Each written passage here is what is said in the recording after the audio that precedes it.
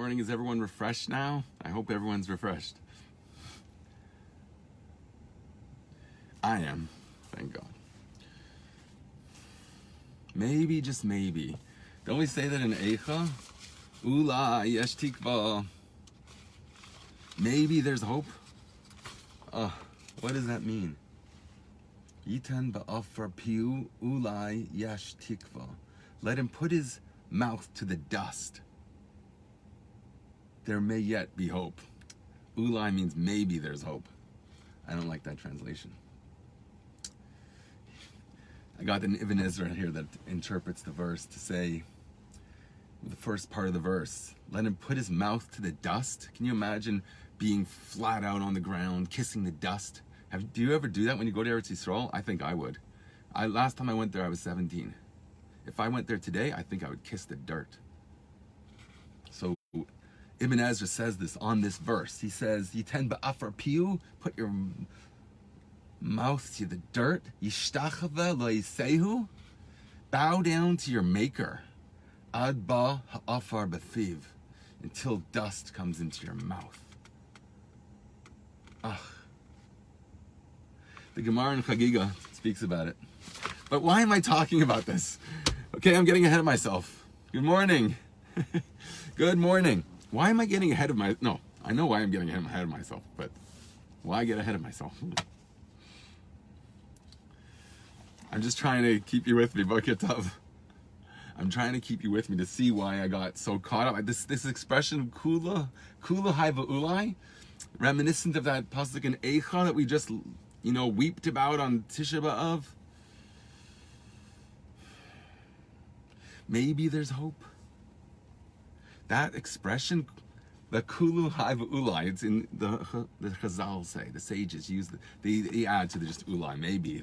It's like a redundancy. Maybe there's hope. Kulu hai va'ulai, it's also redundant. With all that's been, considering all that, ulai, maybe. So it has a bit of a redundancy to it. It repeats itself. Who knows how to say that in French? Redondation. So today's Hayom Yom got me to this expression. This expression is found in my favorite part of Tanya. I think it's Perek Daled, when it says, Kula hai v'ulai yar elai eze nitzutz me'eze tzadik, or some lashon like that. Okay, I have it here. We'll get to it. But I'm just getting ahead of myself and excited. Maybe if you beg God to give you a soul, He'll give you a soul of a tzaddik and you'll be impregnated. So I have a Nachman of Breslov.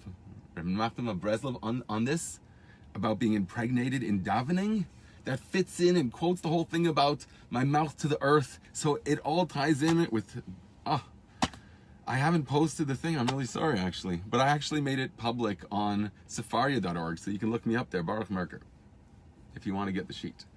Okay, because there's amazing sources. Some of it's very verbose. So I'm going to focus on the highlighted parts there in the first 3 Tanyas I quoted, right? I put Kula hai va'ulai in bold. So we're going to learn, I want to put it in context, but the expression is awesome. And it appears in incredible places. And today's Hayom Yom brought me to it.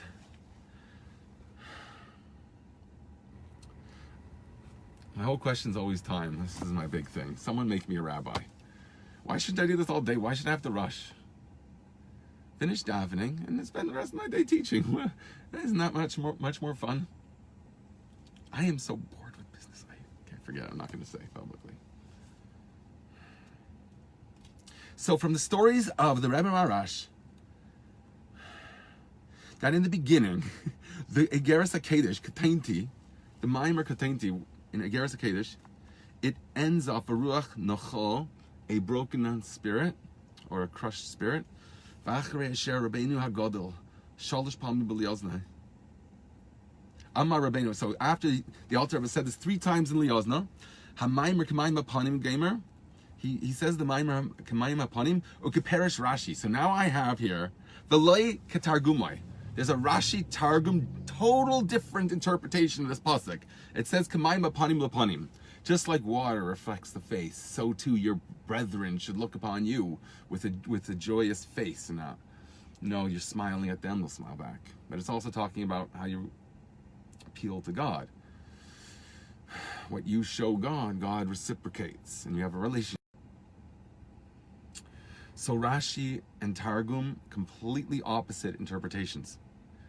Is water reflective, or is water completely different than your face? It depends on perspective. It depends what angle you're looking at, right? If you're looking right at the water, you have a reflection. If you look at the side, it's said in Chassidus that water covers over. Thank you for all those likes. It's like fireworks on the screen. Going off continually. Right? That's how it should be after Tisha B'Av and even the 10th of Av. Oh, so I'm saying the 10th of Av. I'm sorry if that's confusing. Because today's the 11th of Av. Because we had Tisha B'Av Shenidcha. We pushed it off a day. So I didn't get to teach this to you yesterday. Because do you want me to teach when I'm like, I'm like mournful? What's that? Today's a day of celebration. It happens to be that Yud Menachem Av is all this beauty. So I had to go back a day and share and talk about this with you. So the Alter Rebbe says this 3 times, but he insists on Kiparish Rashi. We're going to see what that means. I have Hayom Yom HaMavur, which just spreads the table beautifully. Do you do that for your Shabbos table? I think it's beautiful to do that because it just resonates on so many levels. What the beauty of Shabbos. Good morning. Okay. Was that not Chasidim Midas Taives? The Hayom Yom finishes by saying, the grandfather of the Frierdiker Rebbe was saying this, Rabbi Marash, said, the effect of these words,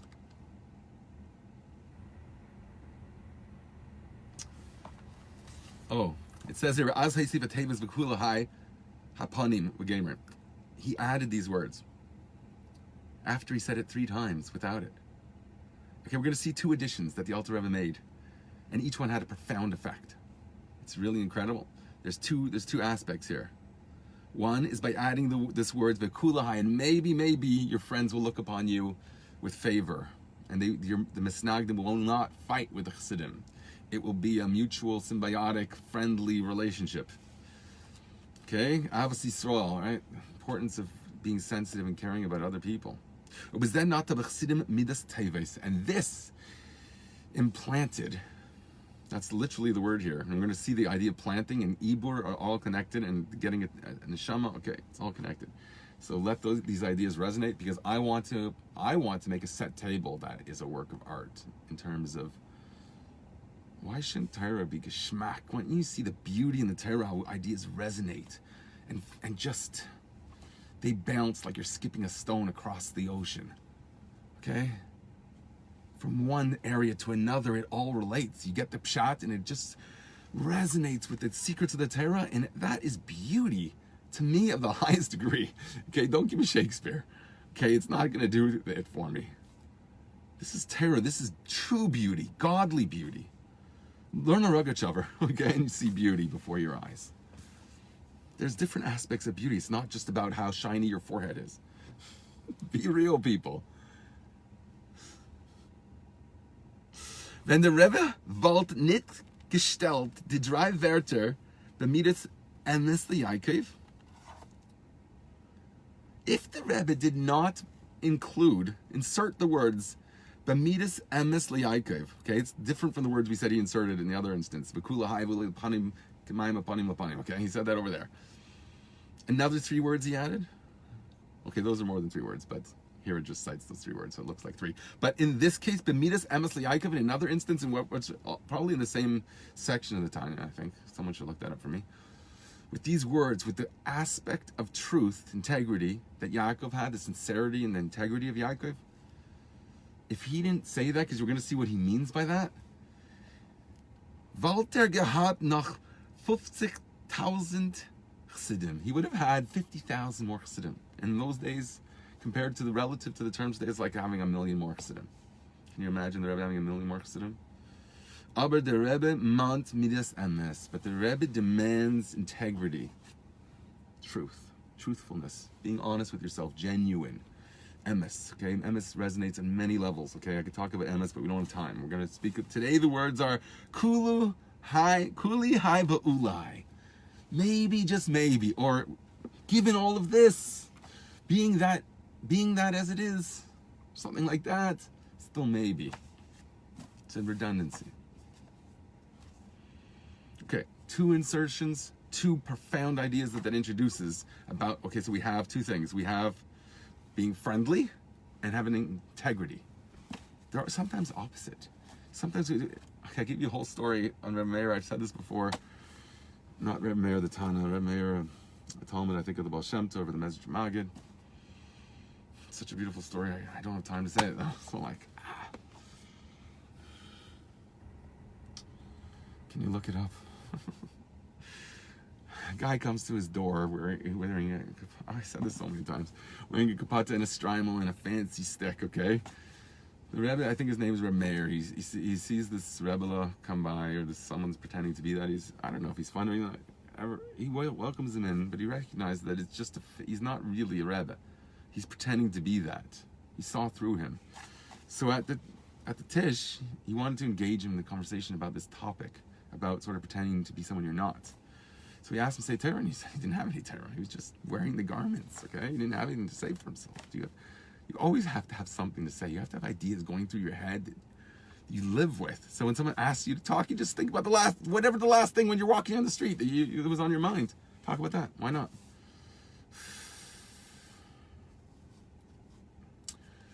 So he asked him, say it forward. I don't have any forward. Why don't you say some words, the host? The host, you should talk. It's your house. You speak. So he says, why is among the 13 attributes of mercy included emes? Faith, integrity. To have integrity means you have to hurt people. Chas v'shalom. If God has emes, he sees the truth for what it is. God has to be judgmental. No. He sees through. You make yourself out to be a big tzaddik, and really what's inside, even a tzaddik can see it. Don't forget about HaKadosh Baruch Hu. I mean, tzaddikim dayim l'vayram, that they resemble their creator. So they have the same powers of their creator in many respects. I mean, God has all powers. God's beyond power. So, in tzaddikim, specifically in tzaddikim, this is revealed. This whole concept of these abilities. God is beyond all that. It's the tzaddikim that resemble their creator, some aspect of their creator. I mean, the bria, okay? There's higher levels of godliness. It's completely beyond creation. That's the unity. That's going to be Elef HaShvi, okay? The 7th millennium. So why is truth considered merciful? And this has to resonate at all levels. Here it's in the context of why God could judge someone. Doesn't it seem judgmental to see through somebody? Why not just see the good in him, okay? Because God sees the good in a different way. God sees through and then brings out the good. Good morning. He sees to the heart of somebody and then sees the good. It's not like he denies it. A person cannot deny their actual self. To have midas teves, not tabachasidim midas teves, it's the friendliness and the truth. It's the flip side of it, okay? These two things that we learn in Hayom Yom for Yod Menachem Av. These two aspects. The emes that looks like judgment when you see the truth, and you have to be truthful to yourself. When are you friendly and you reach out? That's when you look at the other. But yourself, it has to be integrity. So when God sees an aspect of himself in his child, the one he loves, he does see the truth because he's the closest part. He's your essence. So he does see the truth. He's not denying that. He doesn't judge you as you present yourself. He knows that you have good intentions. You're trying to do the other aspect of this, is reach out to another person, shed light on another person. But you're not judged that way. And that's why it's an attribute of mercy. God sees inside you, sees you're precious and beautiful and worthy, and he finds favor by not judging you by the way you portray yourself to the world, because you're doing that to try and bring light, and it's mistaken because it's not coming from a right place. If it came from the truth of who you are, you'd really reveal the essence of who you are, which is godly and perfect. Okay, so that it's a pathway to that comes specifically from you. Okay, there is a you in the equation. That's the emes aspect. That's what looks like the judgment. That's the integrity, the introspection, to see who you really are. The way it's merciful is because at that essence, you see, it's recognizable why you're doing it. It's for a good purpose. You want to spread light in the world. It might be miscontrived, misconceived, or mispresented. And God doesn't judge you, he guides you. Okay, I think that's at the heart of this. Because these two things, what's the relationship? That's the way I'm interpreting it. But we bring the context here. Oh, we bring the two things. Why does he say specifically Rashi? Rashi's interpretation of Kamayim Hapani Makula Hai. Okay, Baruch Nechol. Okay, we're going to look up the sources in a minute. But here, look at the interpretation of these words. Okay, the first aspect of the Yom Yom Yud Menachem so Kula Hai Kamayim Hapani Mapanim. Okay, what interpretation? Why Rashi? So he brings both here in this Yom Yom Mavura. The Targum is, okay, I'm not going to read you the Aramaic. Let's just read. Kalemar Kamei Shemayim Upanim Einam Daimim Ha'echad L'Sheni. Just like your face and the water do not resemble each other. When you look at like a monkey, do you look like a monkey? No. So it's different. But here's something that's even more different. At least the monkey has some attributes that resemble yours. When you look at a body of water, you see a lake, right? If you're going to paint the lake, you're going to see your face in it? No, not dafka. Depends on perspective. Okay, that's the way I'm interpreting the difference. Remember, we always say it's perspective. That's how you resolve all contradictions. It's if you're looking from above to below or below to above. So the Targum says, it's so different. Your face from the water, Hamayim Pshutim, water's flat. The Panim Mitzayarim, and the face has features. Kach Daimim Levavos Bnei Adam, so too the hearts of men Ha'echad L'Reyehu have different qualities. So the Targum is interpreting this verse to mean, just like water doesn't reflect your face. We always translate Kamayim Apanim Lapanim, like water reflects the face. Here he's saying just like water doesn't reflect the face, and it shows you something completely different because it doesn't have your features because it's a flat body of water. So too, people are different. You have to reach out to a person. But he quotes Rashi specifically and he's bringing out the same point. To reach out to people. So why specifically Rashi? We're going to have to look. Somehow, there's a difference here. Rather Rashi. Okay, what's Rashi? Kemaim halalu. Like these waters, hapanim sha'atamarev l'seikam. The face that you show it here. You can make a face. Like, smile. Are you smiling now?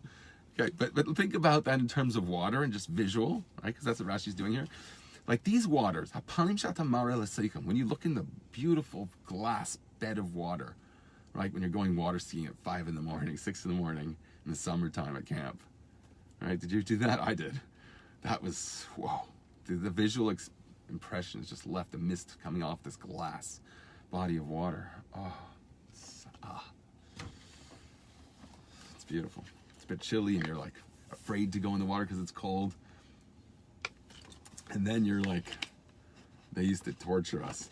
We were doing slalom. And they would torture us. They'd go so fast. I'm a little kid. What are you doing to me? Are you crazy? You go spinning out when you spill out. You spin on the water. And your contact lenses would fly out and all the work, okay? The whole thing, okay? So what is Rashi? What's the Rashi? Just like when you look in the face, it reflects the expression you have. Or the way you look in, it's going to shine back. Ken lev adam ladam. So too is the heart of man to his friend. Just as far as you know the person, ken humara lepanim.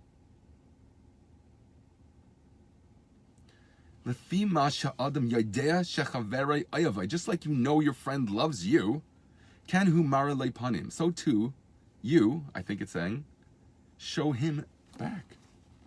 He flips it around, doesn't he? Is that the difference? You guys should help me with this.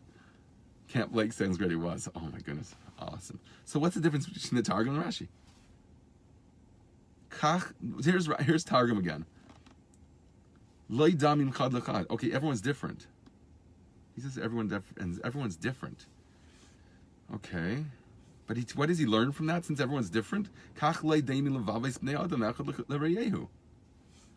Okay, that shows that you're different. So it starts off where it's the starting point. You recognize people are different. You see in yourself there's difference. Your heart's not necessarily in line with God. There's some difference there. Okay, now I'm putting it in terms of Avodas Hashem. There's difference. You recognize that there's a difference between your ideal and what you actually do. Or God's ideal, the Torah's ideal, and what you do. Okay, so you have this difference that you recognize. That's the emes, the judgment, the introspection. Okay, that's the Targum. Now, what's Rashi saying? You want to see how you could see yourself in another? Smile at him. That's the difference, I think. The starting point, the Targum says, you're different. Recognize that. Say, no, you know what? You be the first one to smile. Well, actually, it says, you know, you have faith that the other one loves you. It's a certain faith that you walk through life knowing that God loves you. Ken hu marale panim. So too, you will shine. So you recognize it's a faith, actually. The faith, perhaps, is the drive that's nata b'chasidim midas tevis, which is what we learn from this Hayom Yom. That implants in you a good quality, specifically from the Rashi's version. Maybe that's the more Vedic, whereas the Targum might be reflecting more this integrity, the emes, the judgment aspect of truth. So here we're talking about when it comes to others, the way you deal with it, first you have to see it, so that's the Targum. That's the Mailin Mata, that's from above to below. But what's our Aveda? We recognize the other one loves us. You see good in people, and you're going to be shining back, and you have a positive feedback loop, and Bob's your uncle. Should we drink to Bob's your uncle? No, it's not Mashka. It's not Purim, right? Don't confuse them. Look at my first video on Purim. No, I wasn't drinking and driving. Chas v'shalom.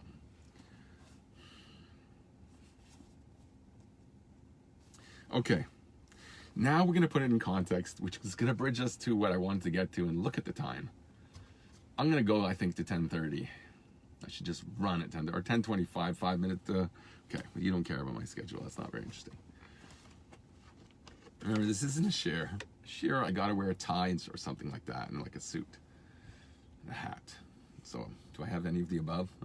Not on the inside.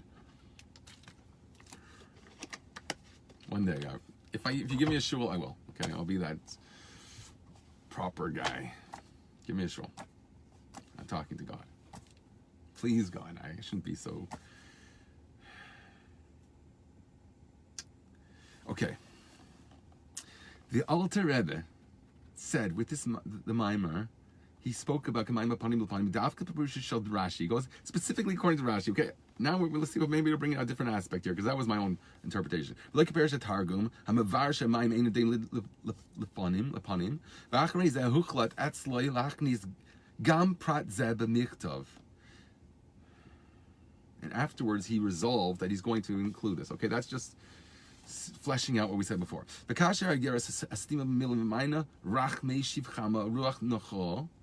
And since his holy epistle, right, it ends with the words, with a soft-spoken answer, which cools the chama, I think the fire of the sun, I don't know. Ruach Nachol, a subdued spirit. Meaning, if you deal gently with people and are sensitive to them, then the latter part of the verse is going to be fulfilled in them. Yeshiv chama. Kalaima, what does it mean that he's going to settle his temper of the other? You know, they had misnag, they had people that, you know, they threw the Alter Rebbe in jail, okay? It wasn't a big deal. Kalaima misnagdim yachdalu mi hiskafu sehem. Hakafas, is that the shorish of that word? They're circling like a vulture? What does that mean? Okay. They'll seize their vulture circling. That's how I'm interpreting it. I did it wrong, but it still sounds good. Baruach nechol, and there's crushing spirit, or the crushed spirit. They'll cease being vultures. That's the way I'm interpreting it. And they'll have a more subdued spirit. Their vengeance will be quieted. And when they come with broken spirit, they will. I said it completely wrong. I think it's telling the Chassidim have to be sensitive and brokenhearted. And when they do that, they'll be more friendly, and that will bring out from their antagonist his peacefulness, his friendship. Okay, he'll come around. I think that's what it's saying. Okay, I read it completely differently. I think, but I think it's a circle anyway. So, azai koloshen apasik tiyavesh golem sheispaisu. you will appease them, and you will you will have a better relationship with them. But the fact that he adds the words v'kulahai, yitan Hashem b'levachakim k'mayim apanim. So the first part was the first part of the words ruach necho. It's the first word. Okay, that's the ending. But then it goes on v'kulahai v'ulai, and it adds those words in Tanya. Maybe your friend will look upon you as you look at him, or vice versa. Yeah, here it means that way. That first you're smiling at them. Mashmo al perish Rashi, which I interpreted differently. The way I read Rashi was, she'adam yedeh b'shechaveri. You know, you have faith that your friend loves you. Kenehu mareh lo yipanim. So too, I think it says you look at him. It's coming from him first. You just have to make the favorable judgment that he's actually really loves you in the core.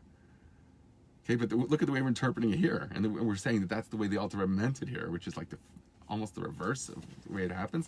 Not just that the misnagdim will be angry and will be appeased. They're also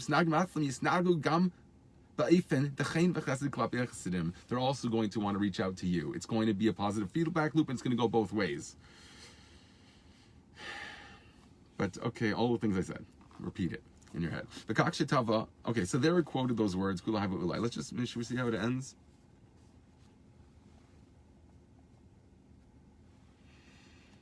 I think we should. I'm having fun. I didn't go yesterday. We'll have a longer video. Good morning, Yosef. Hope everything's awesome with you. V'kach shetava harabi machsim sheyeh ikpas lehem leirak shaloi linazik minagdim. That just so the Rebbe implanted in his Chassidim, we use a different word here, but tava, or required rather, of the Chassidim, that they should be sensitive, not only not to whistle at them, misnagdim, and do all this, okay? That they shouldn't attack them or be angry with them because they imprisoned their Rebbe. Ele gam she'amenagdim atzmi yafchu l'teiv v'yu la'evim. They're going to be transformed to good and become friends. Tava b'hamidas tevis. This message that implanted them good quality she'ekbas lehem shegam hasheni yelek b'darkei yisharim. That they should be sensitive, that also the other person should go in the right path. It's not enough to just have a civil relationship with someone. You have to have a loving relationship with someone. And you do that by showing sensitivity to them. And it will have an impact. They will show sensitivity to you. If not, it could be not abusive relationship necessarily, but in a toxic or not the healthiest relationship it could be. It should be a positive feedback. It has to be both ways, really. Okay, I don't know what the litmus test. Did you really try? I don't know. You have to ask yourself in your relationships, did you really try to not just have a civil working relationship with people around you, but that you really lit each other up? That's a healthy relationship. Okay, a little bit more. Oh, there's more and more. He speaks about the second part. Okay, maybe we'll save that for the next day. Why does it add 30,000 chassidim if you say midas emes yaakov?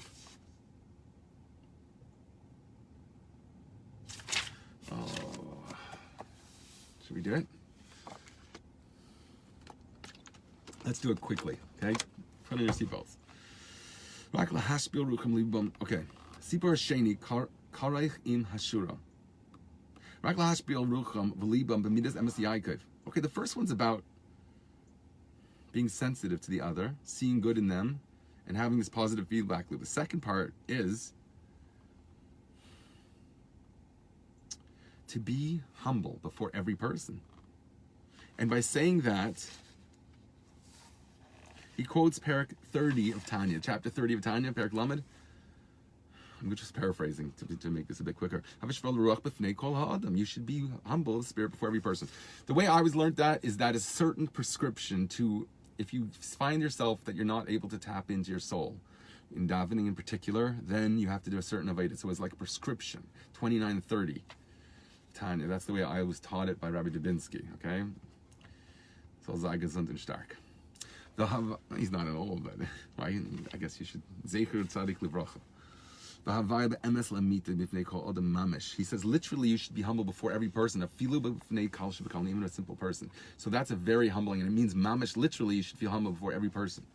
That you're nothing compared to them because you know all your qualities, and this person He doesn't have your qualities, and if he had your qualities, he would do way more. That's the basis of real, true humility before every person, as it explains there in Tanya, if I understand correctly, or that's the way it's taught. V'sham nispar ketzad haderech lagil b'kinazu, and there it explains how you arrived at that. How do you arrive at the point where you're humble before every person? How's that? Amar Marash, and that's what the Marash says about Shimon Marzak and Hayimucham, the Vater al Tviyah Sheherg, is that if the Alter Rebbe would deny this teaching, would silence this idea and not put this as part of Tanya, that you have to literally be humble before every single person. He's using that in the context there as an idea not to take them on, and in terms of the honor of the Rebbe, so that they should whistle at them and get angry with them in their face and like degrade them because you tried to torture our Rebbe basically, and God didn't let it happen, but rather to reach out to them and befriend them. Okay? But there's another thing. So he adds here, it's about the humility that underlies that, your ability to care about somebody, because it's also brought in this concept in the 32nd chapter of Tanya, which speaks about Ava, love between your fellow and you. Okay, but if he got rid of this idea of being humble for every person, which is the ability to achieve that, to befriend every person, see the good in every person by being humble. But if he had left that message out that you literally have to be humble, he would have had 50,000 more chassidim. But the Rebbe demands integrity, truth. And therefore you have to see the truth, which is, you could always have done more. Mashiach's going to bring the tzaddikim to do tshuva. Okay, they realize that they now have a gift and they've done nothing compared to what they will when Mashiach comes. Okay, that's what's happening now. People are starting to wake up to that. That's the energy that's available now. How do I know? Trust me. That is what it's all about. Okay, I'll give you teachings. You prove me differently and then I'll believe you. Okay? Show me someone that says it more force and more intellectual force and more biblical rooted sources or whatever. Okay, I'll believe them. We won't have fun in life. We could be miserable again. If your sources beat up my sources. I just don't have the entire encyclopedia of Torah in front of me. So if I miss something, please show me, by all means. Okay, so that's the Hayomyam. It quotes Kulahai. Okay, it appears in different instances. I'm going to try and just briefly give you the context. I'm going to publish this source sheet. It happens in Sefer Shel Beinim. Okay, we quoted the source. It's today's Tanya. Okay, that's brought in Hayomyam. So we did that. Okay, next is chapter 32. The context there, I put the words in bold at the end. This is chapter 32. Okay, how do you reach out to your friend?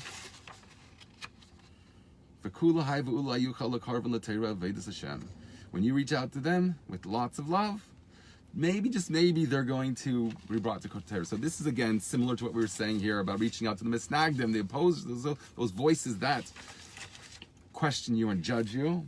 How do you approach them? How do you make them your friend? How do you have positive judgment? You do that Aveda. Saying that, we're all brethren, you're all brothers, there's going to be a lot of aspects here, but a lot of things I said before and something that we're going to bring out now. It's all going to resonate on each other. Okay, but it all focuses on these words, Wukula, Haiva, Ulai, maybe, just maybe. Okay, so now Tanya, Perek Yudalid, it's talking about getting the soul of a tzaddik implanted within you, because it's, this is a new thing that is possible to everyone. The Rebbe says, 1991, Parshas Emor, look it up. Now anyone could do this. Before it says, not everyone could do this. But you have to do your part of the oath to try and be a tzaddik. And he tells you how to do it. You have to yell at your tzahara. You have to start acting like a tzaddik and let it catch on, becomes tevashen, it becomes second nature. So then, kula haiva ulai, yare lav ruach memorim. Then he'll be impregnated with the spirit from on high. Then he'll serve, when he gets this impregnation with the source of some tzaddik that was going to be impregnated within his soul, then it's an energy that he could serve God with true joy. He uses the word true here, so okay, that also resonates. Simku tzadikim Hashem, as the verse says in Tehillim, Tzadik Zayin Yud Beis, it says, tzadikim rejoice in God. But and then you will finally fulfill the oath that you took before you were born. Before you were said, I'm going to be a tzaddik. You were told to hate tzaddik, you should be a tzaddik. Okay, Pasuk in Eicha, it says, Ulai yesh tikva. This is the sort of source in Tanakh for this concept of maybe, just maybe. So why these three things? We have the idea of being friends. Okay, that's Kulahai. We have two contexts, the same idea. And then we have the idea of getting a neshama. So it's within yourself, an integrity within yourself, that you tap into the source of a tzaddik, that somehow you attracted. We've spoken about that before, being the smexy, to have this happen, right? Entice Hashem. We spoke about two reasons why it would work. One could be for your own sake, to climb on your own, you have to climb, so therefore you merit it, a thing. To have Ibur Neshama, to have a Neshama impregnated within your soul, or for the Neshama had something left to do, and he's going to use you as a chariot to do that. Okay, we spoke about that another time. I'm going fast. There's a lot to do, so little time. So the Pasuk Eicha said, we quoted it before in the beginning, let him put his mouth to the dust, there may yet be hope. Ulai yesh tikva. Evan Ezra, he says, you should bow, you should prostrate yourself before your maker, until dust comes to your mouth. So this is talking about a connection to God, okay? Now we have another source. We have two sources that say it's about befriending someone. It's in that context, this expression, maybe. The redundancy, we have to see the significance of the redundancy. I think I might have spoken about a bit, I don't remember. Or it's about within yourself. Your Avodas Hashem, and whether you're getting a soul or your relationship with God, to bow down to your Maker. So that might be another degree. Between friend, there's probably two aspects there which I don't have time to think about. Or you and your soul, or the source of your soul, or you and your Maker. So it's all the way yin yang. Rabbi Imi Kimati L'Haikra. Okay, now there's a Gemara with these words on Eicha. It quotes this pasuk. Okay, it's a Gemara Chagiga Dalit Amud Beis. When Rabbi Ami reached this verse, he cried, let him put his mouth in the dust, perhaps there may be hope. He said, a sinner suffers through all this punishment, and only perhaps there may be hope. Someone went off the path. God wanted to direct him back. It was a very harsh journey back. It really was difficult. The journey was very, like we speaks in the going out of the wilderness was here, you were sick, you had a headache, you had this, you had a hangover. It speaks about that, okay? Rashi brings down, and the journey out from Egypt, all the journeys, it was a painful journey. Going out of our limitations is painful. And only that there's maybe a chance of there being, that's what Rabbi Ami is horrified by. There's only a chance of hope then? I'm not allowed to have hope? Then we speak about how faith is what brings the light into your ability to tap into who you are now and where you want to be. Feeling like God's guiding in your life, taking you by the hands. So there's only a hope. There's only maybe a hope. What about that hope? How are you supposed to have it if it's only maybe a hope? When Rami reached this verse, he cried, seek righteousness, seek humility. Perhaps you shall be hidden on the day of the Lord's anger. He quotes a similar pasuk in Tzefanya. It says, Bakshu tzadik, bakshu aniva. Ulai tistru b'yim af Hashem amar. Kulahai v'ulai. Rabbi Asi, kimati lahai krav. Bachi, he cried when he came to this verse. Sinu rav avay taiv. He said, all of this is expected of each individual, but only perhaps God's anger may be hidden. Likewise, when Rabbi Ashi reached this verse, there was Rabbi Ami before, now Rabbi Ashi, he cried, hate the evil and love the good and establish justice in the gate. Perhaps the Lord, the God of hosts, will be gracious. He said, all of this and only perhaps? Hey, there I left out the answer. How silly is that? I think the answer maybe is the question. It's the crying about it. Okay, that's just, I'm guessing, because I don't have the rest of the Gemara here and I didn't have time to look further. Maybe it gives it an answer that's different, but here I'm having to say, at least at this point, it's the outrage itself that gives the hope. Kulahai, given all this, all the suffering, and the outrage about it, what's it for? What do we need all that harshness? You couldn't have waited one more day and explained to me another time, and I'll do it without the frictionless journey that we went on, frictionless, this difficult journey, and only maybe, no, the outrage itself brings out the hope and that the faith. Okay? That's the Admasai. That's the way I'm learning it. I have two sources that bring this concept, that brings this verse. That will probably shed some light. That will probably be an answer. I don't have the Gemara's answer right here, except the way I just interpreted it. Rabbi Nachman, okay, Chabadnik's allowed to quote Rabbi Nachman. How do I know? Because I'm trying to be genuine. I found a source. I think it's Kishmak. I think it's Emes. You don't like it, so don't wear a different yarmulke. I'm going to say it a bit quickly. I'm running out of time. I have the English here also, but I'm going to enjoy saying his holy words. I have no problem saying the holy words. I never knew. I haven't seen the Rebbe quote Rabbi Nachman, so that's why I've never encountered him. So I assume the Rebbe, I don't know, but I think maybe I've once seen it. And if the Rebbe quotes you once, you're worthy to quote. What does it mean, the dust of davening?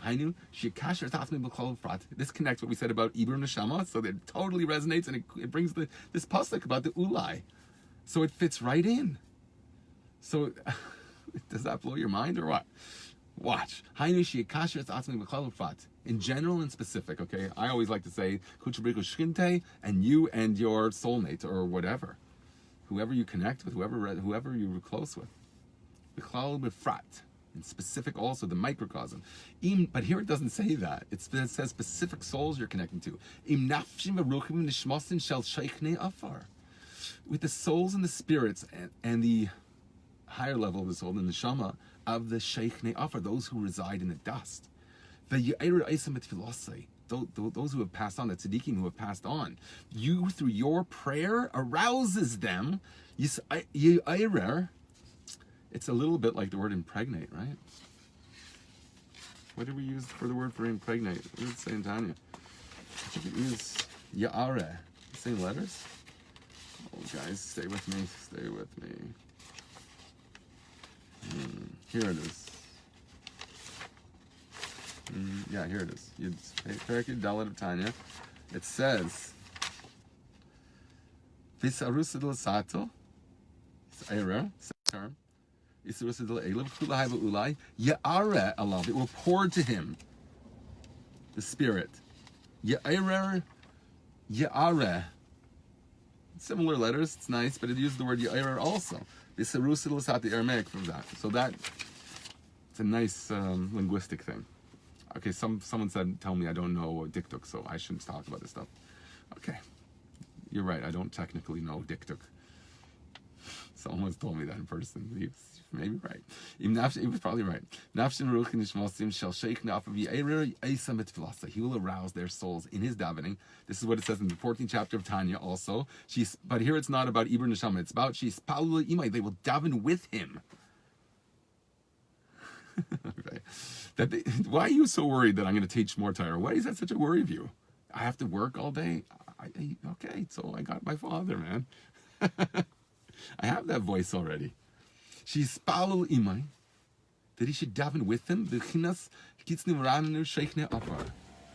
Get up and sing those who reside who in the dust, which is talking about the resurrection of the dead, the ultimate state, the seventh millennium. It shall be placed in the dust shall be placed in his mouth, which is the verse we quoted. What does it mean? His words will join with the prayer of spirits of those who reside in the earth. But he quotes the verse in Yeshayahu. It says, which is speaking about the world of resurrection. That is interesting because it suggests that even if you get that now, it's like you're tapping into the highest level. Keep it going. I'll reach out to you after. You can reach out now, after. You're always welcome. Okay, that's one. Rabbi Nachman, the other one, quotes this verse again. Let him put his mouth to the dust. There may be still hope. Afarhu b'chinas heder dibur. It means not speaking. Before we said it means your speech is joined with the tzaddikim. Now we're saying it means not speaking, okay? Because there's a level of speech that's not speech. There's a level of adam that's not man, man that's not man, lo adam, okay? Here's speech that's not speech. It's adnai sfosai tiftach. You open my mouth, I'm not going to speak. It's the quietude, the listening to the Shekhinah. That's the second level of dibur here. It's the heder hadibur that Rabbi Nachman's speaking about here. Kamei shekasuv ma'afarti shach imroseich. From the, how they translate it, and your speech will be lower than the dust. Tishach here means, like it says, Yitzchak v'yava Yitzchak l'suach b'sadeh. The same words here. It means conversation. It's a type of tefillah. He was davening for his Besherter at the time, interestingly, when it says that, okay? So it could be related to a request, like a supplication of a request, that type of prayer. But it says from lower than the dust, I translate, ume'afar tishach imraseich, from the dirt, from the dust, from your not speaking, your speech will be articulated. Hainu, it translates here, or interprets rather.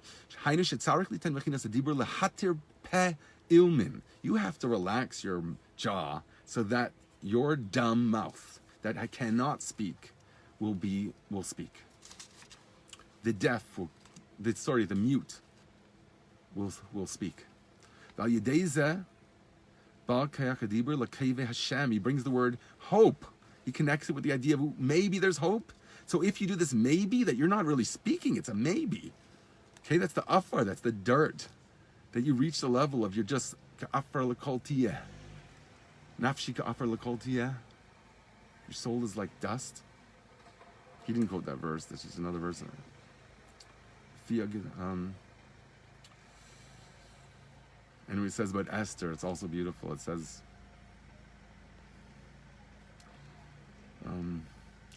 Karka va'alma, I think it says. She was just a plane. It's totally passive.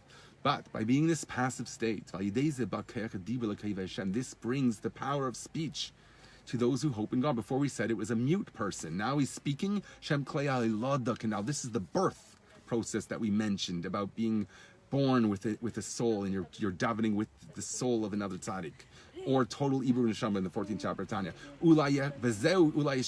That's the meaning of maybe there's hope. In order for you to achieve this type of speech, and that's another verse in Bereshis. It says, your progeny, your productiveness, what you produce in the world, should be like the dust of the earth. Maybe in the type of the sense that it's multiplicity, is the multitudinousness. You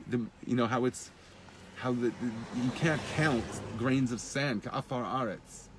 V'haya zaracha ka'afar aretz. Your progeny should be like the dirt of the earth, meaning so numerous. Ki ha'ilada tluya.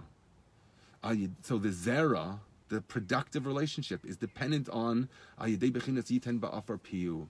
The idea of being passive, having this malchus peh, teresh bal peh.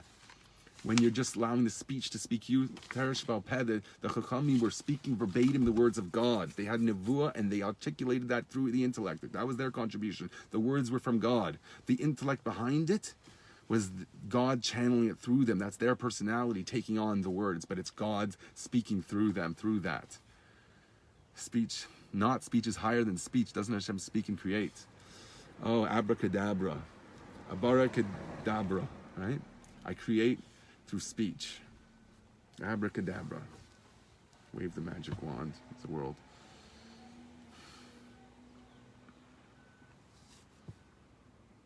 Yeah, creation is not the highest aspect of God. Olam Atchiyah is the 7th millennium, when beyond the world ceases to exist. So it's not that aspect of God's speech. It's a higher aspect of God's speech, which is connected to his thought more than his creation. It's more intimate. It's the level of Shabbos. And God goes up into his thought. And the speech just is the superficial aspect that keeps the world in existence, while there's a more spiritual thing happening on Shabbos. Okay, I think that was a full circle. maybe, just maybe, we'll all be able to tap into that power that's specifically available now more than ever. The 14th chapter of Tanya, the Rebbe said, is now available. It wasn't necessarily the case. It could have been that you're supposed to anyways try to have it, but it might not succeed. The Rebbe says now everyone could succeed. Look it up, Parshas Emor Tafshin and Aleph. Okay, look it up. I've translated it. I've talked about it. It should be something that you really care whether it's true or not, because it's really serious stuff. If you were told that you won a winning lottery ticket, because the Rebbe speak about it in terms of winning a lottery ticket, if you're a tzaddik or not. I mean, everyone's tzaddikim. That's the point. Everyone has a winning lottery ticket. If you believe that when you want to go get that ticket, cash in. Cash in. Some of this should be subtitled, cash in on the lottery. And that's when there's hope. It's not just a maybe hope. There is the real hope. Why? Because Hashem's taking you by the hand and taking you out, schlepping you out, okay? And that schlepping is Erzerul Tzaddik, this whole process of Tehei Tzaddik. It's happening now. Mashiach ben Yosef, before Mashiach ben David comes. So therefore I know for a fact that it's happening now, if you believe that teaching. If you think that he's a crackpot, chas v'shalom, I'm in the Shem Shmuel. I just learned that he was a Chassidish Rebbe. Rabbi Oster started telling me a bit of background, all of which I forgot. And learn about him, okay? Because he quotes the Alter Rebbe, so he's in my good book. And his teachings are beautiful. Tells us what's going on now. You want to show me something else? I'd love to see it. And I'm going to tell you that's not a contradiction. So do your best shot. Hit me with your best shot. Fire away. Have a great day.